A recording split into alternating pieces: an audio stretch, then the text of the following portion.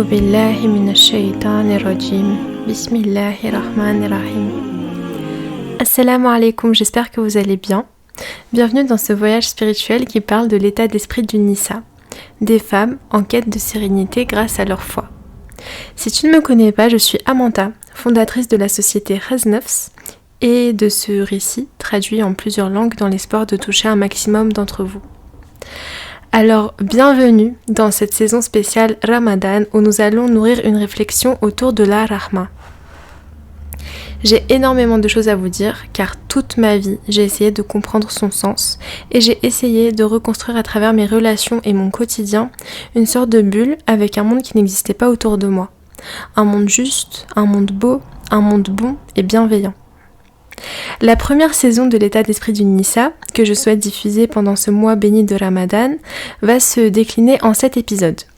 Pour commencer, j'aimerais vous introduire un petit peu mon histoire, puis par la suite, dans les prochains épisodes, on essaiera de comprendre ensemble quelles sont les sagesses à retenir de tout ça, Inch'Allah. En parallèle, j'aimerais vraiment qu'on parle de la rahma qu'on doit avoir les uns envers les autres. La rahma qu'on doit avoir dans notre vie, notamment envers les enfants, envers toutes les créatures vivantes, que ce soit de la plus insignifiante à la plus grandiose, que ce soit envers une fourmi, envers une abeille, qui par ailleurs sont mentionnées dans le Coran, envers les animaux, envers les arbres, envers la nature en général, mais surtout envers les enfants. Car dans toutes les communautés, dans tous les peuples et à tous les âges de l'humanité, les enfants ont toujours été quelque chose de sacré. La rahma, pour les personnes qui ne comprennent pas ce terme, ça veut dire la miséricorde. Et c'est aussi l'un des 99 noms d'Allah, Ar-Rahman. C'est par ailleurs un terme que j'ai compris et réussi à prononcer il y a très peu de temps. En fait, quelques jours avant de vous raconter cette histoire. Ce message s'adresse principalement aux personnes de ma communauté. Dans un premier temps, à mes frères et sœurs croyants, et un petit peu plus particulièrement à mon propre peuple, le peuple Waïnar, qui a vécu une déportation à l'époque de l'URSS et qui a vécu différentes guerres qui ont tué ou fait fuir des centaines de milliers de familles, trouvant refuge dans toutes les régions du monde. Et oui, même dans les campagnes éloignées de France, notamment Alençon, qui nous a accueillis, ma maman et moi. Alhamdoulilah. Les gens ont souvent été surpris d'apprendre à me connaître, car je suis blanche, je n'ai pas d'accent, et pourtant mon cœur est ailleurs. Mon parcours m'a permis de garder un cœur attaché à mes racines et un esprit ouvert sur le monde et sur l'humanité. Notamment avec un cursus à l'école publique, d'abord dans le quartier intercommunautaire de Persaigne, puis un peu plus tard, parce que je m'ennuyais et que je m'entendais pas trop avec mes voisins, le corps enseignant a conseillé à ma mère de m'inscrire à l'école en ville, qui était un petit peu plus adaptée à mes capacités d'apprentissage, mais qui était aussi un premier pas vers la prise de conscience des différentes cultures et différentes classes sociales qui peuvent nous séparer. J'ai commencé à apprendre le chinois au collège, oui, c'était ma LV2. Puis j'ai fait un bac littéraire qui m'a familiarisée avec la philosophie, la littérature et les langues étrangères, avec des professeurs plus extraordinaires les uns que les autres, que je salue et remercie au passage.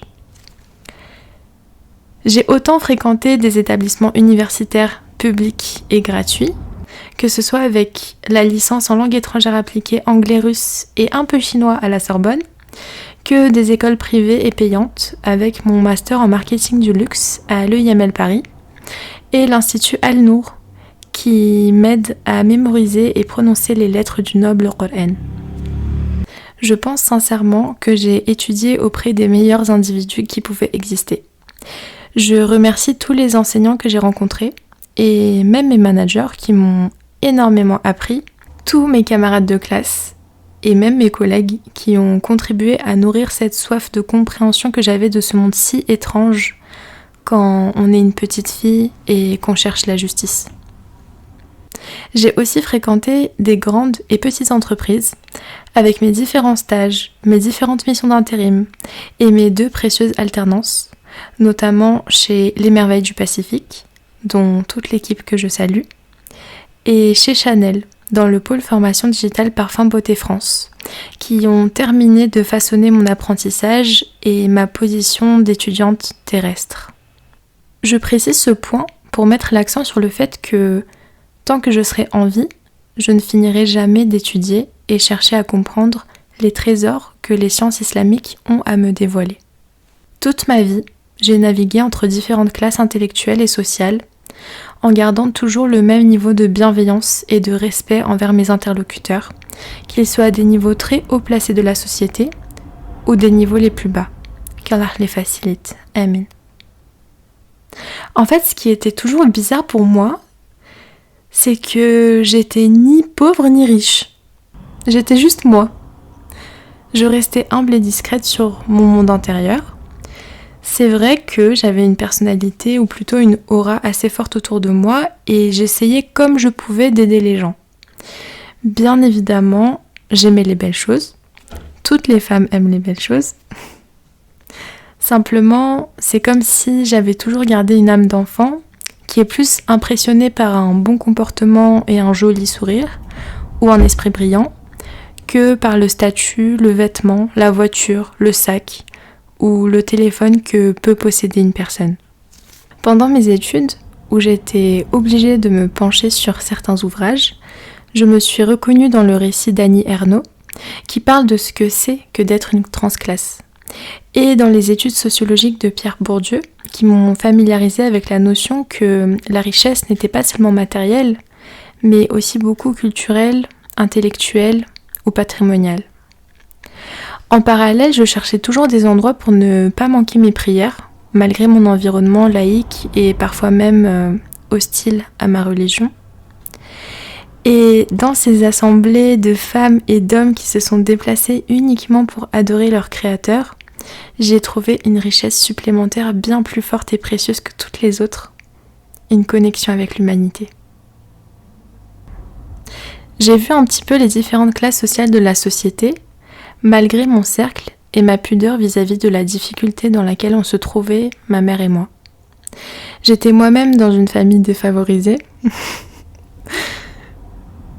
avec seulement ma mère pour m'élever, qui elle-même était une femme qui s'est retrouvée seule avec un enfant dans un pays qu'elle ne connaît pas, une langue qu'elle ne connaît pas, éloignée de toute sa famille. Et aussi, maman désolée, avec une incapacité totale à gérer l'argent. Vous voyez le nom d'Allah, Al-Karim, le généreux.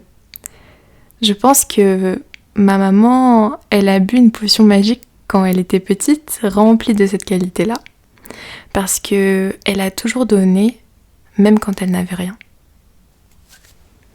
Elle a fait un travail admirable pour réussir à m'élever, sans que je ne ressente cette souffrance, et surtout, ce manque d'argent. Moi, je pensais qu'on était riches, parce qu'on vivait bien. Elle m'habillait bien, elle me nourrissait bien, peut-être un peu trop bien, je l'avoue. Même dans mon collège public, je passais limite pour la fille un peu bourgeoise. Juste parce que je me plaignais jamais et que j'essayais d'utiliser un joli vocabulaire. Alhamdoulilah. On avait un chat aussi.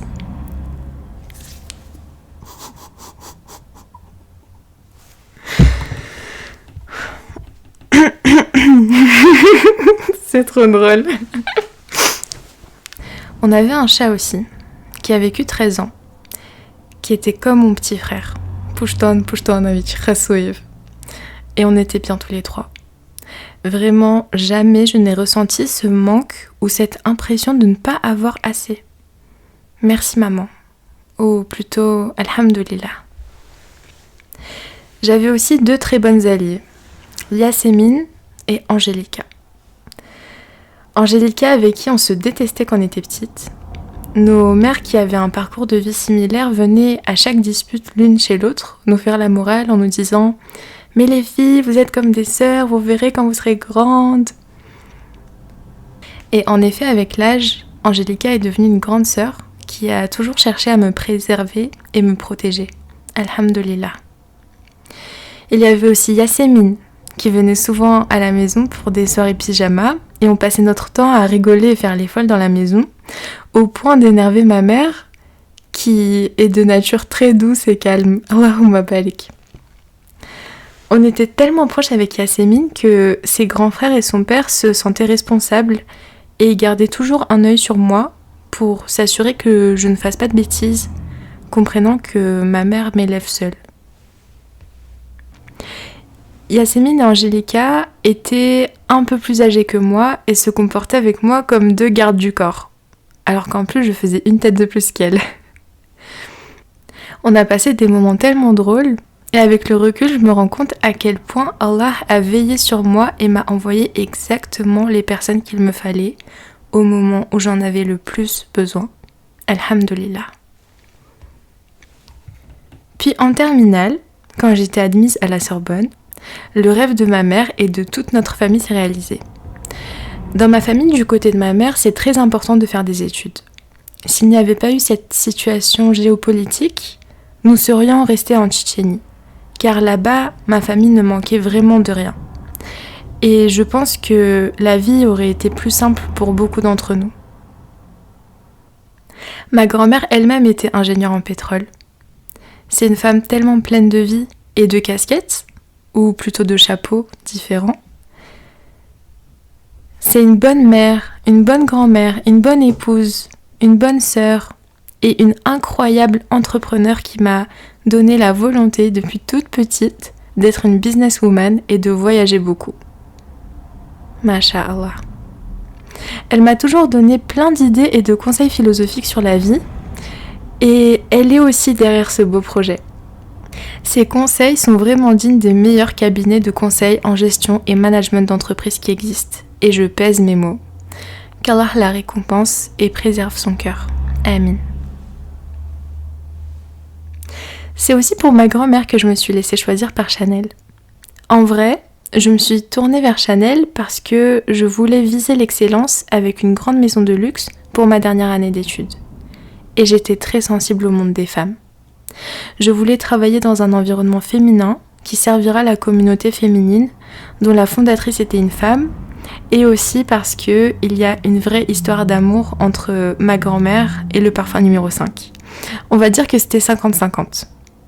Puis c'est une très jolie maison qui s'occupe très bien de ses collaborateurs et qui m'a énormément appris, que ce soit du point de vue personnel, professionnel et même entrepreneurial, car je pense avoir reçu un réel héritage en termes de qualité et de sincérité dans mon travail. Toutefois, Chanel a quand même réussi à briser mon cœur. Ce n'est pas la seule à avoir brisé mon cœur. Et à vrai dire, comparé aux autres, Chanel m'a au moins mis un peu de baume grâce à toutes les personnes incroyables que j'y ai rencontrées. Elles m'ont transmis leur professionnalisme et m'ont aidé à m'épanouir et m'affirmer en tant que femme. Ce que j'ai appris sur ses collaboratrices et ses collaborateurs, c'est qu'ils forment tous le maillon d'une immense chaîne en or où chaque maillon a parfaitement sa place. C'est également dans les bureaux de Chanel, sous l'œil bienveillant de mon équipe, que je me suis présentée au monde avec mon voile. Ce combat intérieur difficile pour beaucoup de mes sœurs est devenu ma motivation pour aider toutes les femmes qui se sentent oppressées, peu importe ce qu'elles ont dans le cœur. Merci encore une fois à Chanel de m'avoir laissé m'affirmer dans ces beaux locaux des Champs-Élysées et de m'avoir transmis encore plus d'audace pour chercher à interroger l'univers du luxe, le fonctionnement déséquilibré de notre économie et des grandes marques qui n'attendent que de savoir comment le monde souhaite travailler et surtout dans quoi il veut dépenser. Pourquoi mon cœur a-t-il été brisé ? Pour tout vous dire, c'est cette société, ces jeux de pouvoir, ces guerres, ces jeux d'argent, cette cupidité, cet égoïsme, cette cruauté, même envers les enfants, qui ont brisé mon cœur. Aujourd'hui, j'ai enfin terminé mes études. Je lance ce projet avec beaucoup d'idées et je fais ce podcast avec bien plus de ressources spirituelles et humaines que financières. Je vis humblement avec ma maman et nos chats dans une magnifique maison de campagne qui me propose une vue splendide sur les paysages de Normandie, avec le soleil qui va de l'est à l'ouest et la lune qui éclaire la nuit et se transforme à chacune de ses phases. Je n'ai plus le salaire et l'aisance financière que j'avais en vivant à Paris, mais j'ai gardé un cercle social fort, brillant et plein de ressources que j'ai acquis tout au long de ma vie. Par-dessus tout, je ne me suis jamais sentie aussi sereine que depuis que je peux organiser ma vie autour de mes 5 prières quotidiennes, que j'ai compris que la vraie richesse que j'avais, elle était dans ma foi, et que mon unique but dans cette vie tellement étrange, c'était juste d'être quelqu'un de bien et de reconnaître qu'il y a un seul narrateur à tout ça.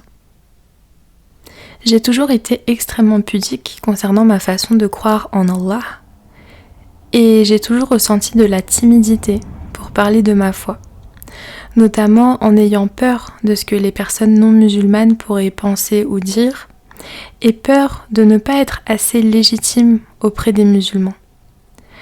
Aujourd'hui, je souhaite aller au-delà de cette peur et briser ce silence devenu tabou, qui nous a enchaînés à des convictions et des a priori les uns envers les autres, qui poussent le monde vers l'injustice et qui a surtout éloigné les cœurs des êtres humains entre eux. Donc dans ce podcast, traduit en plusieurs langues, retranscrit en roman et transformé en classique, Inch'Allah, et avec la création de Ghaznafs, qui recevra le prix Nobel de la paix un jour, Inch'Allah, je souhaite appuyer mon récit à la lumière du noble Coran que j'aimerais apprendre par cœur avant de revenir à Allah s'il me le permet. J'aimerais également m'appuyer sur la sunna du prophète sallallahu alayhi wa sallam, le meilleur homme qui ait connu cette terre.